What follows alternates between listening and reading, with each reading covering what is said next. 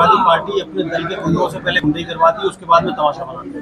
है। जिस तरह की घटनाएं पूरे प्रदेश में देखने को मिल रही है और जिस तरह राष्ट्रीय अध्यक्ष जी ने कल कहा कि कैसे तालेग्राम में किन लोगों ने मंदिर में मांस फेंका और फिर दंगा करवाया और उसके बाद पुलिस वालों ने जब कार्रवाई करी तो भारतीय जनता पार्टी के ही लोग इस साजिश के पीछे निकले। लेकिन दुख की बात यह है कि जहाँ पे घटना हुई वहाँ का जो सौहार्द है, वहाँ का जो आपसी मेल है, वो बिगाड़ने का काम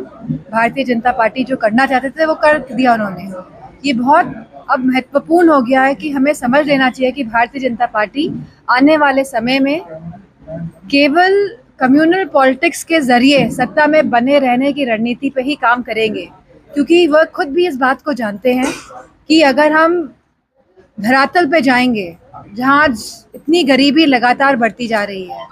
लगातार गरीबी और अमीरी में फासला बढ़ते जा रहा है, जहाँ महिलाएं सुरक्षित नहीं है, जहाँ हमारा युवा बेरोजगार, जहाँ हमारे फौज के लोग बेहाल, योगी का हर तरफ से, चाहे हमारे ट्रेडर्स हों, चाहे हमारे कोई भी वर्ग आप ले लीजिए, आज हर जगह त्राही त्राही मची हुई है। जहाँ 50 रुपए सिलेंडर के बढ़ गए हैं, वहीं पेट्रोल के दाम बढ़ गए हैं, वहीं सोने के दाम लगातार बढ़ते जा रहे हैं, वहीं हमारे रुपया जो डॉलर के मुकाबले हो, चाहे वो और विदेश की जो करेंसीज हैं, मुद्राएं हैं, उनके मुकाबले हो, लगातार हमारा रुपया घटता जा रहा है, लगातार यूएस से भारत को लताड़ रहा है। तो जिस तरह घटनाक्रम दिखने को आ रहा है, देखने में आ रहा है, इससे साबित होता है कि कहीं ना कहीं भारतीय जनता पार्टी के राज में ये देश पिछड़ रहा है। मैडम, पर्सनल बोर्ड के अध्यक्ष सुलेमान जो है मुस्लिम वक्फ बिल के जो है विरोध में जा रहे हैं। जी madam, all India Muslim personal law board में वक्फ बिल को लेकर एक बड़ा आंदोलन की बात की है, जबकि मामले की सुनवाई सुप्रीम कोर्ट में चल रही है, कैसे देखते हैं आप?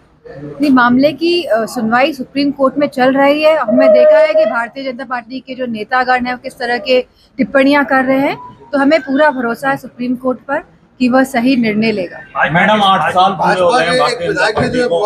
आज मुख्यमंत्री ने बोला है कि उत्तर प्रदेश में दंगा मुक्त और माफिया मुक्त, और जो लोग दंगे कराते हैं, जो लोग दंगे को बढ़ावा देते हैं, वो इस तरह की अगर बातें कहेंगे तो जैसे कि मैंने पहले भी कहा कि केवल सत्ता में बने रहने के लिए भारतीय जनता पार्टी के लोग कम्युनल पॉलिटिक्स का इस्तेमाल करेंगे। मैडम, योगी का एक बयान आया है जिसमें उन्होंने कहा है कि सपा और कांग्रेस देश में जातीय संघर्ष की साजिश रच रही है, इस पर क्या कहना है? जिस तरह हम देख रहे हैं कि सभी समाज के लोग आज कहीं ना कहीं आक्रोशित हैं, कहीं ना कहीं लगातार संघर्ष कर रहे हैं, लगातार जिस तरह की राजनीतिक